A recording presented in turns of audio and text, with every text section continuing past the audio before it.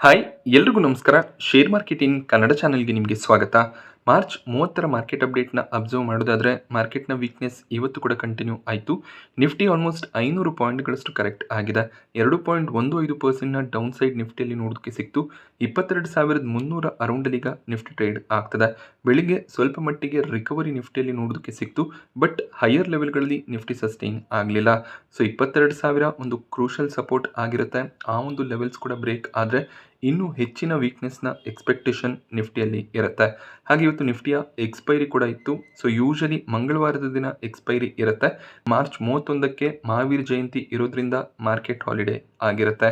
So ಆ ರೀಸನ್ನಿಂದ expiry shift ಆಗಿದೆ. ಎಕ್ಸ್ಪೈರಿಯ volatility ಕೂಡ ಆ್ಯಡ್ ಅಪ್ ಆಗಿ ಮಾರ್ಕೆಟ್ನಲ್ಲಿ ಹೆಚ್ಚಿನ ಒಂದು ವೀಕ್ನೆಸ್ ನೋಡೋದಕ್ಕೆ ಸಿಕ್ಕಿದೆ. ಸೊ ಸೆನ್ಸೆಕ್ಸ್ ಕೂಡ 2.2% ಇವತ್ತು ಡೌನ್ ಆಯಿತು. ಬ್ಯಾಂಕ್ ನಿಫ್ಟಿಯಲ್ಲಿ ಹೆಚ್ಚಾಗಿ ವೀಕ್ನೆಸ್ ನೋಡೋದಕ್ಕೆ ಸಿಕ್ಕಿದೆ. ಸೊ ಆಲ್ಮೋಸ್ಟ್ 4% ಬ್ಯಾಂಕ್ ನಿಫ್ಟಿ ಇವತ್ತು ಡೌನ್ ಆಗಿದೆ. ಸೊ ಬ್ಯಾಂಕ್ ನಿಫ್ಟಿಯ ವೀಕ್ನೆಸ್ಗೆ ಮೇಜರ್ ರೀಸನ್ RBIನ ಕಡೆಯಿಂದ ಬಂದಂಥ ಹೊಸ ಒಂದು ಗೈಡ್ಲೈನ್ ಆಗಿರುತ್ತೆ.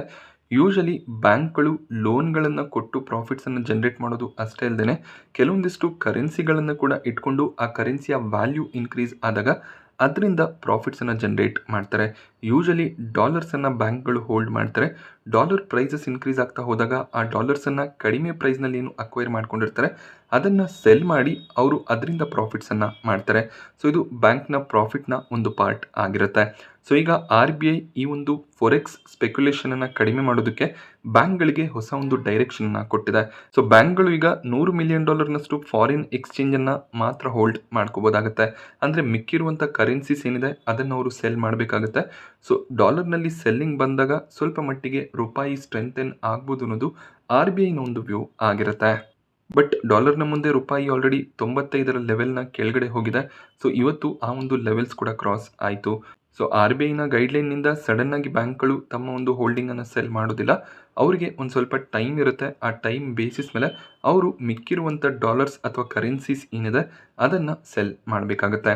ಸೊ $100 ಮಿಲಿಯನ್ ಹೋಲ್ಡಿಂಗನ್ನು ಬ್ಯಾಂಕ್ಗಳು ಇಟ್ಕೋಬೋದು.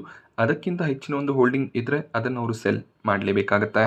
ಹಾಗೆ ಈ ವಾರ ಒಂದು ಶಾರ್ಟ್ ಟ್ರೇಡಿಂಗ್ ವೀಕ್ ಆಗಿರುತ್ತೆ. ನಾಳೆ ಮಹಾವೀರ್ ಜಯಂತಿ ಪ್ರಯುಕ್ತ ಮಾರ್ಕೆಟ್ ಹಾಲಿಡೇ ಆಗಿದ್ರೆ ಏಪ್ರಿಲ್ 3ಕ್ಕೆ ಗುಡ್ ಫ್ರೈಡೆ ಪ್ರಯುಕ್ತ ಮಾರ್ಕೆಟ್ ಹಾಲಿಡೇ ಆಗಿರುತ್ತೆ. ಸೊ ಕೇವಲ 3 ಟ್ರೇಡಿಂಗ್ ಸೆಷನ್ಸ್ ಮಾತ್ರ ಈ ವಾರದಲ್ಲಿ ನೋಡೋದಕ್ಕೆ ಸಿಗುತ್ತೆ.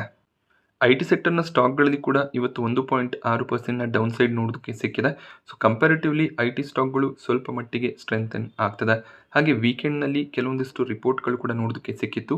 ಸೊ ಸಾಕಷ್ಟು ಬ್ರೋಕರೇಜಸ್ಗಳು ಈಗ IT ಸೆಕ್ಟರ್ನ ಸ್ಟಾಕ್ಸ್ ಒಳ್ಳೆ ಲೆವೆಲ್ನಲ್ಲಿ ಅವೈಲೇಬಲ್ ಇದೆ.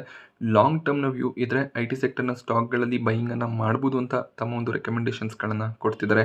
ಯೂಶಲಿ ಬ್ರೋಕರೇಜಸ್ಗಳು ಕೂಡ IT ಸೆಕ್ಟರ್ನ ಸ್ಟಾಕ್ಗಳಲ್ಲಿ ಹೆಚ್ಚಾಗಿ ಇನ್ವೆಸ್ಟ್ಮೆಂಟನ್ನು ಮಾಡಿರ್ತಾರೆ. ಸೊ ಈಗ ಮಿಡಲ್ ಈಸ್ಟ್ನಲ್ಲಿ ಟೆನ್ಷನ್ಸ್ ಇದೆ. ಸೊ ಏಪ್ರಿಲ್ ಸೆಕೆಂಡ್ ವೀಕ್ನಿಂದ ಮತ್ತೆ Q4 ರಿಸಲ್ಟ್ಸ್ ಕೂಡ ಬರೋದಕ್ಕೆ ಸ್ಟಾರ್ಟ್ ಆಗುತ್ತೆ.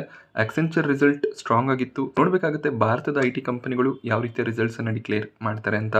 ರಿಸಲ್ಟ್ಸ್ ಸ್ಟ್ರಾಂಗ್ ಆಗಿದ್ದರೆ IT ಸ್ಟಾಕ್ಗಳು ರಿಕವರ್ ಆಗ್ಬೋದು.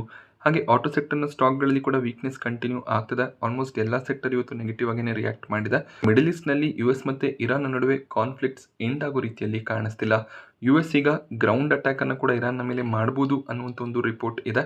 ಹಾಗೆ ಕರ್ಗ್ ಐಲ್ಯಾಂಡನ್ನು US ಅಕ್ವೈರ್ ಮಾಡುತ್ತೆ ಅನ್ನುವಂಥ ನ್ಯೂಸ್ ಕೂಡ ಬರ್ತಿದೆ. ಸೊ ಈ ಒಂದು ಕಾರ್ಗ್ ಐಲ್ಯಾಂಡ್ ಏನಿದೆ ಅಲ್ಲಿ ಇರಾನ್ 90% ಆಯಿಲ್ ಎಕ್ಸ್ಪೋರ್ಟನ್ನು ಹ್ಯಾಂಡಲ್ ಮಾಡುತ್ತೆ. ಸೊ ಅದನ್ನೇನಾದರೂ US ಅಕ್ವೈರ್ ಮಾಡಿಕೊಂಡ್ರೆ ಕ್ರೂಡ್ ಪ್ರೈಸಸ್ ಇನ್ನೂ ಜಂಪ್ ಆಗುವಂಥ ಚಾನ್ಸಸ್ ಇರುತ್ತೆ. ಇದರಿಂದ ಇರಾನ್ ಇನ್ನೂ ಅಗ್ರೆಸಿವ್ ಆಗಿ ಅಟ್ಯಾಕನ್ನು ಮಾಡ್ಬೋದು.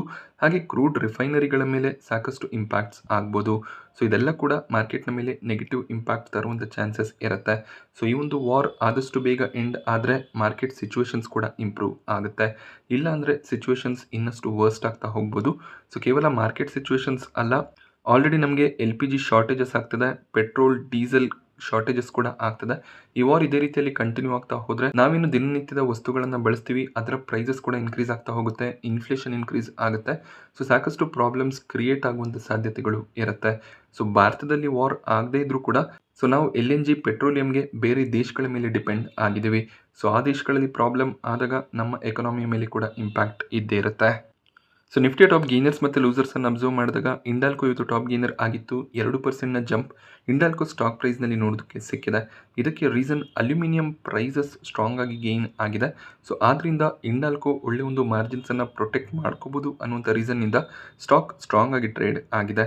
ಕೋಲ್ ಇಂಡಿಯಾ ಸ್ಟಾಕ್ ಪ್ರೈಸ್ನಲ್ಲಿ ಕೂಡ 1% ಅರೌಂಡಲ್ಲಿ ಜಂಪ್ ನೋಡೋದಕ್ಕೆ ಸಿಕ್ತು. ಸೊ ಮತ್ತೆ ಪವರ್ ಡಿಮ್ಯಾಂಡ್ ಇನ್ಕ್ರೀಸ್ ಆಗುತ್ತೆ ಅನ್ನುವಂಥ ನ್ಯೂಸ್ನಿಂದ ಕೋಲ್ ಇಂಡಿಯಾದಲ್ಲಿ ಬೈಯಿಂಗ್ ಬರ್ತಿದೆ. ಸೇಮ್ ರೀಸನ್ನಿಂದ ಪವರ್ ಗ್ರಿಡ್ ಕೂಡ ಪಾಸಿಟಿವ್ ಆಗಿ ಕ್ಲೋಸಿಂಗನ್ನು ಕೊಟ್ಟಿದೆ. ಕ್ರೂಡ್ ಪ್ರೈಸಸ್ ಮತ್ತೆ $115 ಅರೌಂಡಲ್ಲಿ ಟ್ರೇಡ್ ಆಗ್ತಿರೋದ್ರಿಂದ ONGC ಕೂಡ ಪಾಸಿಟಿವ್ ಆಗಿ ಕ್ಲೋಸ್ ಆಯಿತು. ಸೊ 46 ನಿಫ್ಟಿಯ ಸ್ಟಾಕ್ಗಳು ಇವತ್ತು ನೆಗೆಟಿವ್ ಆಗಿ ಟ್ರೇಡ್ ಆಗಿದೆ. ಹೆಚ್ಚಿನ ವೀಕ್ನೆಸ್ ಬ್ಯಾಂಕಿಂಗ್ ಹಾಗೆ ಫಿನಾನ್ಷಿಯಲ್ ಸೆಕ್ಟರ್ನ ಸ್ಟಾಕ್ಗಳಲ್ಲಿ ಬಂದಿದೆ. ಸೊ ಇಂಡಿವಿಜುವಲ್ ಸ್ಟಾಕ್ಗಳನ್ನು ಅಬ್ಸರ್ವ್ ಮಾಡೋದಾದರೆ BLಗೆ 1660 ಕೋಟಿಯ ಆರ್ಡರ್ ಸಿಕ್ಕಿದೆ. BL ತಮ್ಮ ಆರ್ಡರ್ನ ಇನ್ನಷ್ಟು ಸ್ಟ್ರೆಂಥನ್ ಮಾಡ್ಕೊಳ್ತಾ ಹೋಗ್ತಿದ್ದಾರೆ. ಸೊ ಸ್ಯಾಟಲೈಟ್ ಕಮ್ಯುನಿಕೇಷನ್ ಸಿಸ್ಟಮ್ಸ್ಗಳನ್ನು ಪ್ರೊವೈಡ್ ಮಾಡುವಂಥ ಆರ್ಡರ್ನ ಕಂಪನಿ ಪಡ್ಕೊಂಡಿದ್ದಾರೆ. ಸೊ ಈ ಒಂದು ಆರ್ಡರ್ನ ನ್ಯೂಸ್ನಿಂದ ಸ್ಟಾಕ್ನಲ್ಲಿ ಅಷ್ಟೇನು ಮೊಮೆಂಟಮ್ ಇರಲಿಲ್ಲ. ಫ್ಲಾಟಾಗೇನೆ BL ಕ್ಲೋಸಿಂಗನ್ನು ಕೊಟ್ಟಿದೆ. ಇದಕ್ಕೆ ಮಾರ್ಕೆಟ್ನ ವೀಕ್ನೆಸ್ ಕಾರಣ ಆಗಿರುತ್ತೆ. ಹಾಗೆ BHELಗೆ ಕೂಡ 13,500 ಕೋಟಿಯ ಆರ್ಡರ್ ಸಿಕ್ಕಿದೆ. NTPC ಕಡೆಯಿಂದ ಈ ಒಂದು ಆರ್ಡರ್ನ ಪಡ್ಕೊಂಡಿದ್ದಾರೆ. NTPC ತೆಲಂಗಾಣದಲ್ಲಿ ಥರ್ಮಲ್ ಪವರ್ ಪ್ರಾಜೆಕ್ಟನ್ನು ಮಾಡ್ತಿದ್ದಾರೆ. ಸೊ ಈ ಒಂದು ಥರ್ಮಲ್ ಪವರ್ ಪ್ಲಾಂಟ್ಗಳನ್ನು ಕಮಿಷನ್ ಮಾಡೋದಕ್ಕೆ ಸಾಕಷ್ಟು ಇಕ್ವಿಪ್ಮೆಂಟ್ಗಳ ಅವಶ್ಯಕತೆ ಇರುತ್ತೆ. ಸೊ ಈ ಇಕ್ವಿಪ್ಮೆಂಟ್ಗಳ ಡಿಸೈನ್, ಇಂಜಿನಿಯರಿಂಗ್, ಮ್ಯಾನುಫ್ಯಾಕ್ಚರಿಂಗ್ ಎಲ್ಲ ಕಾಂಟ್ರಾಕ್ಟ್ BHELಗೆ ಸಿಕ್ಕಿದೆ. ಸೊ ಈ ಒಂದು ನ್ಯೂಸ್ನಿಂದ BHEL ಬೆಳಗ್ಗೆ ಪಾಸಿಟಿವ್ ಆಗಿ ಟ್ರೇಡ್ ಆಗ್ತಿತ್ತು. ಬಟ್ ಅದಾದಮೇಲೆ ಪ್ರಾಫಿಟ್ ಬುಕ್ಕಿಂಗ್ ಬಂದಿದೆ. ಬಟ್ ಒಂದು ದೊಡ್ಡ ಕಾಂಟ್ರಾಕ್ಟ್ BHELಗೆ ಸಿಕ್ಕಿರೋದು ಲಾಂಗ್ ಟರ್ಮ್ಗೆ ಪಾಸಿಟಿವ್ ನ್ಯೂಸ್ ಆಗಿರುತ್ತೆ. KNR ಕನ್ಸ್ಟ್ರಕ್ಷನ್ ಲಿಮಿಟೆಡ್ ಸ್ಟಾಕ್ ಪ್ರೈಸ್ನಲ್ಲಿ ಕೂಡ 3% ಜಂಪ್ ಇವತ್ತು ನೋಡೋದಕ್ಕೆ ಸಿಕ್ತು. ಇದಕ್ಕೂ ರೀಸನ್ ಕಾಂಟ್ರಾಕ್ಟ್ಸ್ ಆಗಿರುತ್ತೆ. 1734 ಕೋಟಿಯ NHAI, so national highway authority of India ಆರ್ಡರ್ನ ಕಂಪನಿ ಪಡ್ಕೊಂಡಿದ್ದಾರೆ. ಸೊ ಹೈವೇ ಕನ್ಸ್ಟ್ರಕ್ಷನ್ ಆರ್ಡರ್ ಸಿಕ್ಕಿರೋದು ಕಂಪನಿಗೆ ಪಾಸಿಟಿವ್ ಆಗಿದೆ. ಆದ್ದರಿಂದ ಸ್ಟಾಕ್ ಪ್ರೈಸ್ನಲ್ಲಿ ಸ್ಟ್ರಾಂಗ್ ಮೊಮೆಂಟಮ್ ಇದೆ. ಥರ್ಮ್ಯಾಕ್ಸ್ನಲ್ಲಿ ಕೂಡ ಒಂದು ಸ್ಟ್ರಾಂಗ್ ಪಾಸಿಟಿವ್ ಟ್ರೆಂಡ್ ನೋಡೋದಕ್ಕೆ ಸಿಕ್ತು. ವೀಕ್ ಮಾರ್ಕೆಟ್ನಲ್ಲಿ ಕೂಡ ಸ್ಟಾಕ್ 2% ಗೇನ್ ಆಗಿದೆ. ಇದಕ್ಕೆ ರೀಸನ್ 1600 ಕೋಟಿಯ ಆರ್ಡರ್ನ ಕಂಪನಿ ಪಡ್ಕೊಂಡಿದ್ದಾರೆ. ಇವರ ಸಬ್ಸಿಡರಿಗೆ ಈ ಒಂದು ಕಾಂಟ್ರಾಕ್ಟ್ ಸಿಗ್ತಾ ಇದೆ. ಸೊ ಎನರ್ಜಿ ಸೊಲ್ಯೂಷನ್ ಕಾಂಟ್ರಾಕ್ಟನ್ನು ಕಂಪನಿ ಪಡ್ಕೊಂಡಿದ್ದಾರೆ. ಸೊ ಇದು ಕೂಡ thermal power project related contract ಆಗಿರುತ್ತೆ. ಸೊ GR ಇನ್ಫ್ರಾ ಪ್ರಾಜೆಕ್ಟ್ಸ್ ಕಂಪನಿಗೆ ಕೂಡ NHAI ಕಡೆಯಿಂದ ಪ್ರಾಜೆಕ್ಟ್ಸ್ ಸಿಗ್ತಿದೆ. 1453 ಕೋಟಿಯ ಆರ್ಡರ್ನ ಗುಜರಾತ್ನಲ್ಲಿ GR ಇನ್ಫ್ರಾ ಪ್ರಾಜೆಕ್ಟ್ಸ್ ಪಡ್ಕೊಂಡಿದ್ದಾರೆ. So national highway constructions strong ಆಗಿ ಮುನ್ನಡೀತಿರೋದ್ರಿಂದ ಎಲ್ಲ ಕನ್ಸ್ಟ್ರಕ್ಷನ್ ಕಂಪನಿಗಳಿಗೆ NHAI ಕಡೆಯಿಂದ ಆರ್ಡರ್ಸ್ ಸಿಗ್ತಾ ಇದೆ. ದಿಲೀಪ್ ಬಿಲ್ಡ್ಕಾನ್ ಸ್ಟಾಕ್ ಪ್ರೈಸ್ನಲ್ಲಿ ಕೂಡ ಬೆಳಿಗ್ಗೆ ಒಂದು ಸ್ಟ್ರಾಂಗ್ ಮೊಮೆಂಟಮ್ ಇತ್ತು. ಬಟ್ ಫ್ಲಾಟ್ ಆಗಿ ಸ್ಟಾಕ್ ಕ್ಲೋಸಿಂಗ್ ಅನ್ನು ಕೊಟ್ಟಿದೆ. ಸೊ ದಿಲೀಪ್ ಬಿಲ್ಡ್ಕಾನ್ಗೆ ಗುಜರಾತ್ ಗೌರ್ಮೆಂಟ್ನ ಕಡೆಯಿಂದ 698 ಕೋಟಿಯ ಕಾಂಟ್ರಾಕ್ಟ್ ಸಿಕ್ಕಿದೆ. ವಾಟರ್ ಸಪ್ಲೈ ರಿಲೇಟೆಡ್ ಪ್ರಾಜೆಕ್ಟ್ಸ್ ಅನ್ನ ಕಂಪನಿ ಪಡ್ಕೊಂಡಿದ್ದಾರೆ. ಈ ನ್ಯೂಸ್ನಿಂದ ಸ್ಟಾಕ್ ಇವತ್ತು ಪಾಸಿಟಿವ್ ಆಗಿ ಟ್ರೇಡ್ ಆಯಿತು. ಹಾಗೆ IRB ಇನ್ಫ್ರಾ ಕಂಪನಿ ಬೋನಸ್ ಅನ್ನು ಅನೌನ್ಸ್ ಮಾಡಿದ್ರು ಏಪ್ರಿಲ್ 1. ಈ ಒಂದು ಬೋನಸ್ಗೆ ರೆಕಾರ್ಡ್ ಡೇಟ್ ಆಗಿತ್ತು. ನಾಳೆ ಮಾರ್ಕೆಟ್ ಹಾಲಿಡೇ ಆಗಿರೋದ್ರಿಂದ ಇವತ್ತು ಎಕ್ಸ್ ಬೋನಸ್ ಡೇಟ್ ಇತ್ತು. ಸೊ ಸ್ಟಾಕ್ ಪ್ರೈಸ್ನಲ್ಲಿ ಅಡ್ಜಸ್ಟ್ಮೆಂಟ್ ನೋಡೋದಕ್ಕೆ ಸಿಕ್ಕಿದೆ. 42 ರೂಪಾಯಿ ಅರೌಂಡಲ್ಲಿ IRB ಇನ್ಫ್ರಾ ಟ್ರೇಡ್ ಆಗ್ತಿತ್ತು. ಸೊ ಪ್ರೈಸ್ 50% ಡ್ರಾಪ್ ಆಗಿದೆ. ಸೊ ಪ್ರೈಸ್ ಡ್ರಾಪ್ ಆದಮೇಲೆ ಸ್ಟಾಕ್ನಲ್ಲಿ ಒಳ್ಳೆ ಒಂದು ಮೊಮೆಂಟಮ್ ಬಂದಿದೆ. ಸೊ ಇಲ್ಲಿ ಯಾರೆಲ್ಲ ಶೇರ್ಸ್ಗಳನ್ನು ಶುಕ್ರವಾರದವರೆಗೂ ಹೋಲ್ಡ್ ಮಾಡ್ಕೋತಿದ್ರಿ ನಿಮ್ಮೆಲ್ರಿಗೂ ಕೂಡ ಅಡಿಷ್ನಲ್ ಶೇರ್ಸ್ ಕ್ರೆಡಿಟ್ ಆಗುತ್ತೆ. ಬಟ್ ಯಾರು ಇವತ್ತು ಶೇರ್ಸ್ಗಳನ್ನು ಪರ್ಚೇಸ್ ಮಾಡಿದ್ದೀರಾ ನಿಮ್ಗೆ ಯಾವುದೇ ರೀತಿಯ ಶೇರ್ಸ್ ಕ್ರೆಡಿಟ್ ಆಗೋದಿಲ್ಲ. ಯಾಕೆಂದರೆ ಪ್ರೈಸ್ ಆಲ್ರೆಡಿ ಅಡ್ಜಸ್ಟ್ ಆಗಿದೆ. ಸೊ ಈ ರೀತಿಯಲ್ಲಿ ಕಂಪನಿ ನ್ಯೂಸನ್ನು ಕ್ರಿಯೇಟ್ ಮಾಡೋದಕ್ಕೆ ಬೋನಸ್ ಶೇರ್ಗಳನ್ನು ಇಶ್ಯೂ ಮಾಡ್ತಾರೆ. ಸ್ಟಾಕ್ ಪ್ರೈಸ್ 42 ರೂಪಾಯಿ ಇತ್ತು. ಲಿಕ್ವಿಡಿಟಿ ಕನ್ಸರ್ನ್ಸ್ ಏನು ಇರಲಿಲ್ಲ. ಬಟ್ ಜಸ್ಟ್ ನ್ಯೂಸನ್ನು ಕ್ರಿಯೇಟ್ ಮಾಡೋದಕ್ಕೆ ಸೊ ಈ ಒಂದು ಬೋನಸನ್ನು ಕಂಪನಿ ಅನೌನ್ಸ್ ಮಾಡಿದ್ದಾರೆ. ಬಟ್ ಈ ಒಂದು ಬೋನಸ್ಗೆ ಸ್ಟಾಕ್ ಇವತ್ತು ಪಾಸಿಟಿವ್ ಆಗಿ ರಿಯಾಕ್ಟ್ ಮಾಡಿದೆ. So central main planning and design institute ಕೋಲ್ ಇಂಡಿಯಾದ ಸಬ್ಸಿಡರಿ ಕಂಪನಿ ಇವತ್ತು ಮಾರ್ಕೆಟ್ನಲ್ಲಿ ಲಿಸ್ಟ್ ಆಯಿತು. ಪ್ರೀಮಿಯಮ್ಸ್ ಪಾಸಿಟಿವ್ ಆಗಿ ಇತ್ತು. ಬಟ್ ಒಂದು ನೆಗೆಟಿವ್ ಲಿಸ್ಟಿಂಗ್ ಬಂದಿದೆ. ಕಂಪನಿ ಸೆಟ್ ಮಾಡಿದಂಥ ಪ್ರೈಸ್ 172 ರೂಪಾಯಿ ಆಗಿತ್ತು. 160 ಪ್ರೈಸ್ನಲ್ಲಿ ಲಿಸ್ಟಿಂಗ್ ಬಂತು. 7% ಡಿಸ್ಕೌಂಟೆಡ್ ಪ್ರೈಸ್ನಲ್ಲಿ ಸ್ಟಾಕ್ ಇವತ್ತು ಲಿಸ್ಟ್ ಆಗಿದೆ. ಸೊ IPOಗಳಲ್ಲಿ ಯೂಶಲಿ ನಾನು ಕಳೆದ ವಾರದಿಂದ ಹೇಳ್ತಾ ಇದ್ದೀನಿ, ಸ್ವಲ್ಪ ವಾಲಟಿಲಿಟಿ ಇರುತ್ತೆ.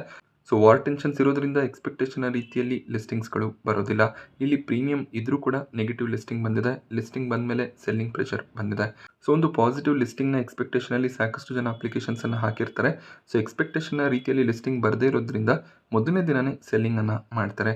ಸೊ 154 ಪ್ರೈಸ್ನಲ್ಲಿ ಕ್ಲೋಸಿಂಗ್ ನೋಡೋದಕ್ಕೆ ಸಿಕ್ಕಿದೆ. ಬಟ್ ಸ್ಟಾಕ್ ರಿಕವರ್ ಆಗುವಂಥ ಹೋಪ್ಸ್ ಇರುತ್ತೆ. ಸೊ ಇನ್ನು 3 IPOಗಳು ಗುರುವಾರ ಮಾರ್ಕೆಟ್ನಲ್ಲಿ ಲಿಸ್ಟ್ ಆಗುತ್ತೆ. ಅಮೀರ್ ಚಂದ್ ಜಗದೀಶ್ ಕುಮಾರ್ ಎಕ್ಸ್ಪೋರ್ಟ್ನಲ್ಲಿ ಪ್ರೀಮಿಯಂ ಡ್ರಾಪ್ ಆಗಿದೆ. ಸೊ ವಾರ್ ಸಿಚುವೇಶನ್ಸ್ ಇರೋದ್ರಿಂದ ಪ್ರೀಮಿಯಮ್ಸ್ ಡ್ರಾಪ್ ಆಗುತ್ತೆ. ಹಾಗೆಯೇ ಪವರಿಕಾನಲ್ಲಿ ಕೂಡ 4 ರೂಪಾಯಿ ಅರೌಂಡಲ್ಲಿ ಪ್ರೀಮಿಯಂ ಕಾಣಿಸ್ತಿದೆ. ಪಾಸಿಟಿವ್ ಲಿಸ್ಟಿಂಗ್ನ ಹೋಪ್ಸ್ ಇದೆ. ನೋಡಬೇಕಾಗುತ್ತೆ ಗುರುವಾರ ಯಾವ ರೀತಿ ಒಂದು ಲಿಸ್ಟಿಂಗ್ ಬರುತ್ತೆ ಅಂತ. ಹಾಗೆ ಸಾಯಿ ಪೆರಿಂಟರ್ಸ್ನಲ್ಲಿ IPO ಓಪನ್ ಆದಾಗಿಂದ ಯಾವುದೇ ರೀತಿಯ ಪ್ರೀಮಿಯಂ ಕಾಣಿಸ್ತಿರಲಿಲ್ಲ. ಈಗಲೂ ಕೂಡ ಯಾವುದೇ ರೀತಿಯ ಪ್ರೀಮಿಯಂ ಇಲ್ಲ. ಸೊ ನೋಡಬೇಕು 3 IPOಗಳು ಯಾವ ರೀತಿಯಲ್ಲಿ ಲಿಸ್ಟ್ ಆಗುತ್ತೆ ಅಂತ. ಈ ವಾರ ಯಾವುದೇ ಒಂದು ಮೇನ್ ಬೋರ್ಡ್ IPO ಸಬ್ಸ್ಕ್ರಿಪ್ಷನ್ಗೆ ಓಪನ್ ಆಗ್ತಿಲ್ಲ. ಸೊ ಸಾಕಷ್ಟು ಕಂಪನಿಗಳಿಗೆ ಸೆಬಿ ಕಡೆಯಿಂದ ಅಪ್ರೂವಲ್ ಸಿಕ್ಕಿದ್ರು ಕೂಡ ಈಗ ಮಾರ್ಕೆಟ್ ಸಿಚುವೇಶನ್ಸ್ ಅಷ್ಟು ಸರಿ ಇಲ್ಲದೆ ಇರೋ ರೀಸನ್ನಿಂದ ಮೇ ಬಿ ತಮ್ಮ ಒಂದು IPO ಪ್ಲಾನ್ಸನ್ನು ಅವರು ಪೋಸ್ಟ್ಪೋನ್ ಮಾಡ್ಕೊಳ್ಳೋ ಸಾಧ್ಯತೆ ಇರುತ್ತೆ. ನಾನಿವತ್ತು ನಿಮಗೆ ಮಾರ್ಕೆಟ್ನ ಬಗ್ಗೆ ಕೊಟ್ಟಂಥ ಇನ್ಫಾರ್ಮೇಷನ್ ಇಷ್ಟ ಆದರೆ ವೀಡಿಯೋನ ಲೈಕ್ ಮಾಡಿ. ಹಾಗೆ ಇದೇ ರೀತಿಯ ಮಾರ್ಕೆಟ್ ಅಪ್ಡೇಟ್ಸ್ಗಳಿಗೆ ಚಾನಲ್ನ ಸಬ್ಸ್ಕ್ರೈಬ್ ಮಾಡ್ಕೊಳ್ಳಿ. Thank you friends.